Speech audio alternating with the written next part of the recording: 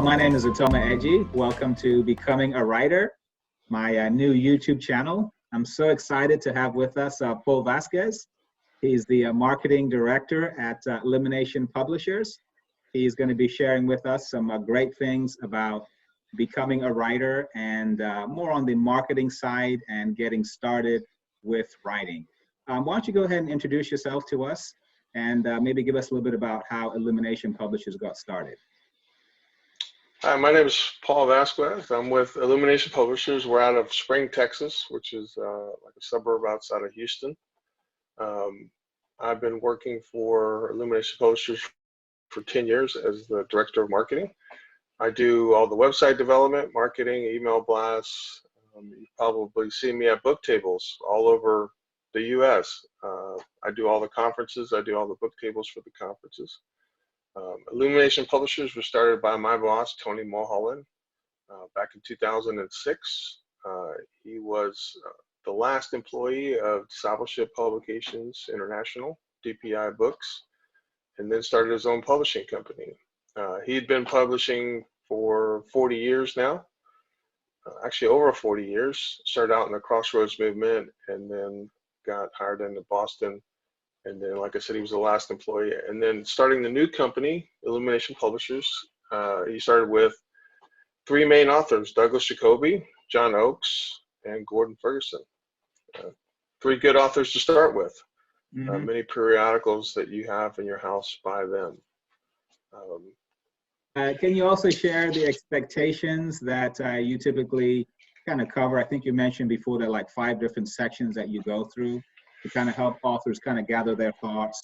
And I think especially right now with everyone being home, I know some people are busier than ever. I think some people probably have more time maybe on their hands kind of thinking about their goals in life. And this might be a time to kind of start thinking about that book they want to write. So if you could maybe cover those 5 things that you typically cover with authors, that would be helpful.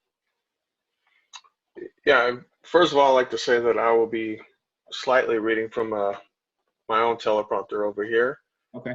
Just to cover all the things that we expect. These are things that I would sit down with any author, and then I would tell them first that there's 2 types of authors. One is a person who's going to write probably 1 to 3 books their whole life. That author just needs to get the book out of their head and onto paper. The other author is, this is what I'm going to do the rest of my life, and I'm just getting started. So I can tell you the expectations when you're writing a book. We try to help you, guide you through the process, and by doing that, we give you a booklet that I'll be reading from somewhat. And there's 5 different sections that we go over with the new author. First, we have them read the book so that they understand what's being expected of them, because it's good, it's firm, it's not hard for most who really want to be a writer. But the 5 sections include preparatory work, organization, manuscripts, final thoughts, and recommended reading.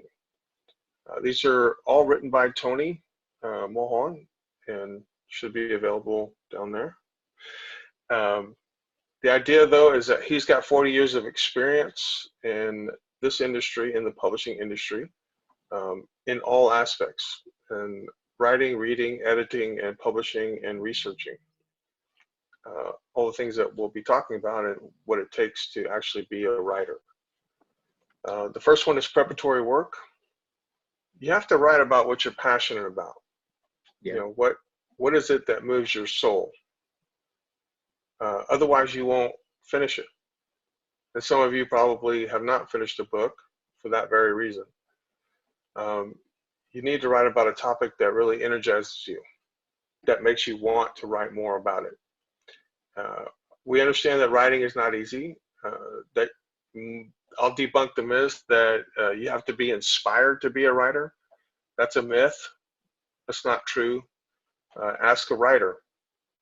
A lot of stuff that we see in the movies is very glorified.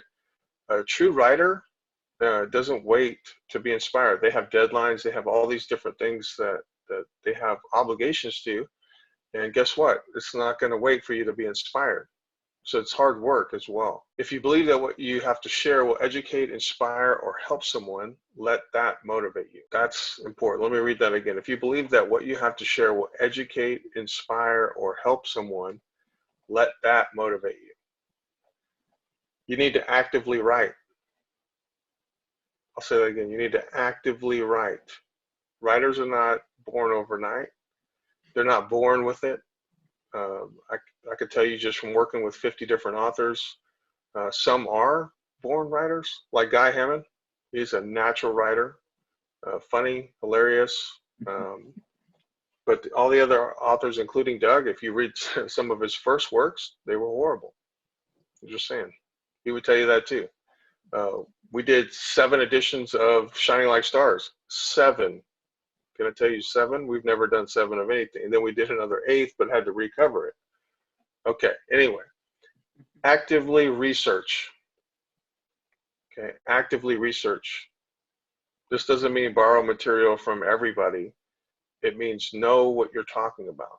What is it you're passionate about? You got to know what you're talking about. If you've ever met somebody who is passionate about it, they don't just know the surface stuff. They know the deeper stuff. They know the history of it. They know what is it about to them, and they can explain it, like what it means to them. And they can put it on paper. That's what makes a good writer. Collect samples of writings that you like. If there's one thing that Tony has taught me, because I'm writing books, several books that I have that are on the back burner myself, just recently, is that you have to collect samples of things that you like and the styles that you like. That's probably the way you're going to write. So it's important when you're reading those, you actually create a muscle memory of how to do it, how to write. You need to share your writings with others. Sometimes that's really tough because you might be embarrassed, or nobody cares about that stuff, about whether you're embarrassed about how you write or whether or not you have run-on sentences. You need to write like you speak. We can do the editing. That's what an editor is for. For me, I have run-on sentences like crazy. I mean, I was never good at grammar, and I never wanted to be. I mean, it was never a passion to be good at grammar. They have grammar check. I'm just saying. But I write just like I talk, which is a lot. Just ask my wife. Be open to input and correction. That's super important. Anyone you give it to, you're not trying to guard it like it's the last thing that you have. You're trying to guard it and in a way that's healthy and not changing your thoughts or your passion, but how it's coming across, or how do you want it to come across. You need plenty of input. Obviously, people who trust and read it, tell them that you're approachable. You want more input. You want to know, does it affect them? Does it do anything to them? Be willing to revise, and revise again. Organization is the second one. I never thought about it this way, but writing is basically a matter of solving problems. Think about that. I mean, it really is. You have an issue or something that you're interested in, you don't know that much about it. You're solving a problem by reading the book. Organization has to do with a matter of where to obtain the facts. Okay, right, not the Inquirer, not probably USA Today. You really want to get your facts from actual people who are qualified to give them. Organization has to do with solving the problem of approach, attitude, or tone. How to get the reader to sympathize with your theme. How to educate your readers and rouse them to action. You have building blocks to effective writing, which are research the topic, organize your facts. You can put them in different folders, categories. Clarify your goals, and then write an outline. Now, I don't know why, but this seems to get left out typically with either writing classes or something. I remember in my original English class, you couldn't write a first draft without an outline. you need an outline, because that's the map. That's the map to your first draft of how, how are you going to organize it. And it's much easier if you put it in an outline form to figure out where the chapters are, where the information is. And an easy way to do that is by brainstorming. Put all the stuff, all the ideas in. If you know how to brainstorm, put all the ideas in bubbles and figure out, okay, what attaches to what, and what are you going to actually talk about. The third is manuscript, your first draft. The goal of first draft is to get the essence of your thoughts on paper. So this draft is exploratory, and the main mission is to capture the critical message that you want to communicate. Let me say that again. The draft is exploratory, and the main mission is to capture the critical message that you want to communicate. When you're writing, feel free to use all forms of literary communication, examples and illustrations. Those are really good. Those sell the most. Narration, description, use concrete and specific details that appeal to one or more senses: sight, sound, smell, taste, and touch. Process, explain to the reader step by step how to do something. Comparison and contrast, analogy, cause and effect, prose, and more. These are all things that actually make a good speaker as well. Your second draft. Best step to revising your first draft is to take a step back, put your manuscript down for a couple days, and pick it up and look at it with fresh eyes. That's certainly good for anything that you want to do or that you're writing. Is you're going to have different thoughts. It's so funny because you're going to come back and go, did I even write? Man, what was I thinking when I wrote that? Or like, man, this is pretty good. I'm going to keep it. It goes both ways. Examine your sections that drag or lack vitality. Identify sentences that are stiff or unnatural. A really good thing to do is read it out loud. Read it out loud. It just makes such a difference when you read it out loud, because then you get the essence of what you're saying in such a way that you don't if you don't read it out loud. I would suggest reading your Bible out loud as well. Is the text communicating what you intended? Are you just talking to talk, or is it actually communicating something? You don't want to be rambling on, because you wouldn't read it, and it's hard to hear people that ramble on. Are you clear? Is your message getting through? Is the main thing about what you're talking about getting through? Are you dancing around it? Don't dance around it. Talk about it. Read the manuscript aloud. Like I said, it's amazing what you can pick on when you actually hear the words that you're speaking. It also helps eliminate awkward phrases, things that you might normally say, or if you listen to it while somebody else reads it, that's also interesting as well, because then you're like, wow, that didn't sound good, or it's not fluid, and you can tell. The good thing is you know what you know, and we're not trying to be a critic of you, but we're trying to make sure that when you're writing it to somebody, it's as if you were talking to them. There needs to be a rhythm, an alliteration for the vital parts of the writing.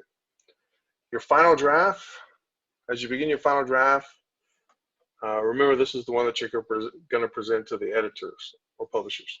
We're not opposed to you doing a third draft, no, or a fourth, however many you think you might need. But the final draft is going to be handed to us. We are not expecting you to be a professional writer necessarily. We're expecting you to have issues.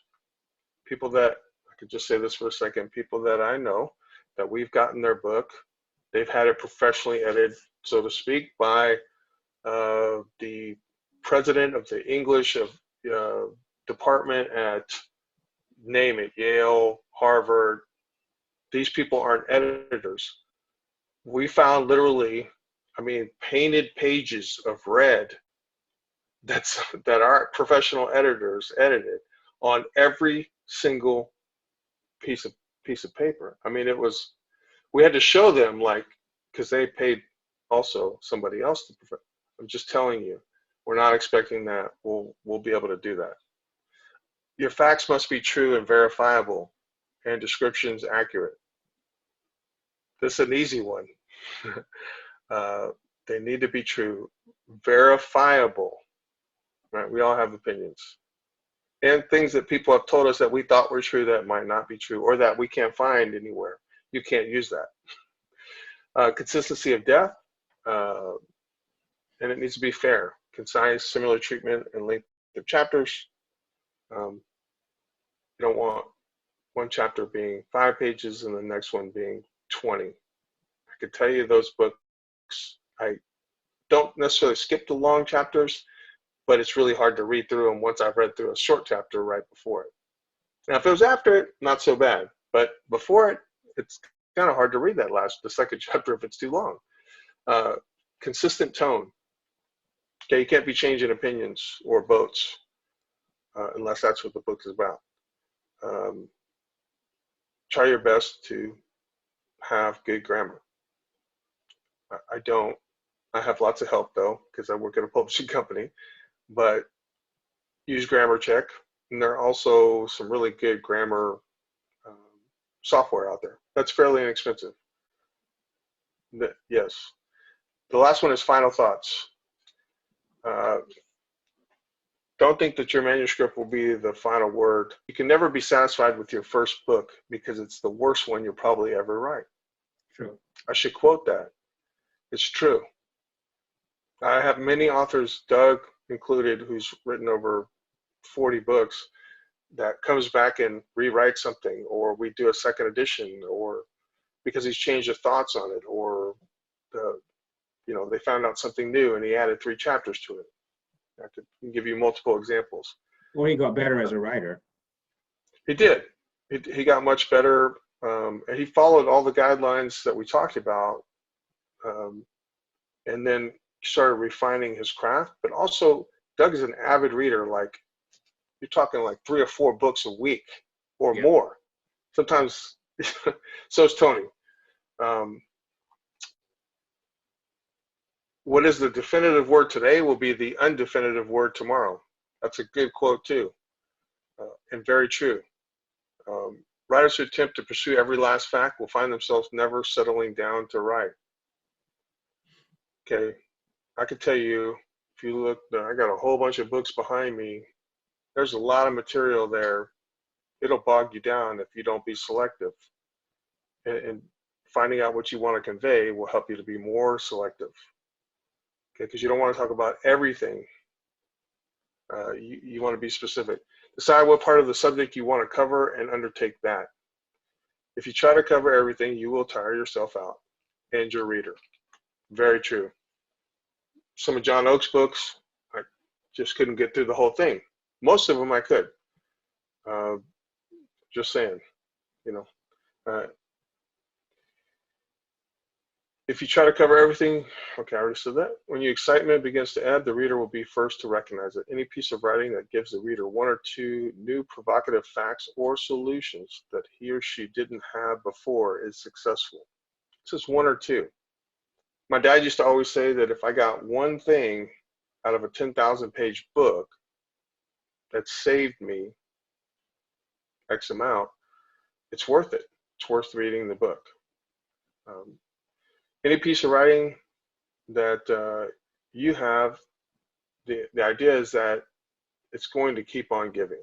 If done well year after year, it instructs, changes hearts, produces income, credibility, recognition, and more.